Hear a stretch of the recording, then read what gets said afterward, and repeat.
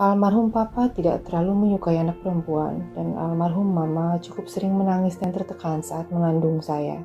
Almarhum mama juga sering sekali menggugurkan kandungan karena takut jika yang lahir kembali laki-laki perempuan. Dalam proses saya bertumbuh, orang tua cukup sering berbicara dengan kata-kata negatif dan umpatan. Terkadang merasa, apa iya sih saya sampai sebegitu negatifnya? Tapi karena itu yang saya terima sejak kecil, saya merasa itulah hal yang benar dan itulah saya. Tapi Tuhan punya cara sendiri untuk menjaga saya. Saat awal kuliah saya berpacaran dengan seorang teman gereja. Mamanya selalu meminta saya menemaninya ke gereja. Saya diajarkan untuk membaca kitab suci. Saya menemukan kenyamanan dan oase saat membaca kitab suci dan mendengar lagu rohani. Tahun 2017 mama saya meninggal. Saya mulai mengalami pergumulan jatuh bangun yang tiada henti. Di dalam hal pekerjaan, keluarga, relasi, semuanya itu gelap buat saya. Tuhan, Engkau itu siapa?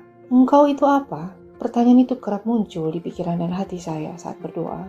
Saya menjadi negatif dan skeptis, mudah berprasangka, sulit percaya. Saya semakin sulit merasakan Tuhan dalam diri saya. Suatu pagi seorang teman gereja yang aktif join di PNP men-sharekan slide-slide yang pagi itu tengah dibahas. Awal mula masalah yang berasal dari pendengaran, itu topiknya. Dan itu benar. Saya terlalu banyak mendengar, bergantung pada manusia dan tidak kepada Tuhan. 1 tahun terakhir sebelum papa meninggal, saya belajar soal pengampunan. Saya belajar untuk terus mencari Tuhan dalam kesesakan saya. Terus beriman bahwa Tuhan kita adalah Allah yang penuh kasih.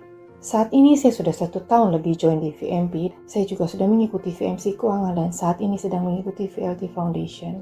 Konsep diri saya perlahan mulai berubah. Saya belajar mengenali diri saya. Dalam hal pekerjaan, saya kembali mulai menata hidup saya. Mulai kembali berdoa. Mulai merasakan kasih Tuhan dalam hidup saya.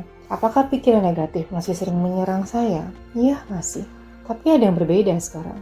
Saya bisa memberi makan pikiran saya dengan perkataan-perkataan positif dan baik. Saya sekarang percaya bahwa saya diciptakan Tuhan baik adanya. Tuhan hidup dalam diri saya dan dalam diri anak-anak saya. Saya dan anak-anak saya bisa hidup dan bersyukur sampai sekarang. Adalah bukti penyertaan dan kasih sayang Tuhan terhadap saya dan anak-anak yang tidak berkesudahan.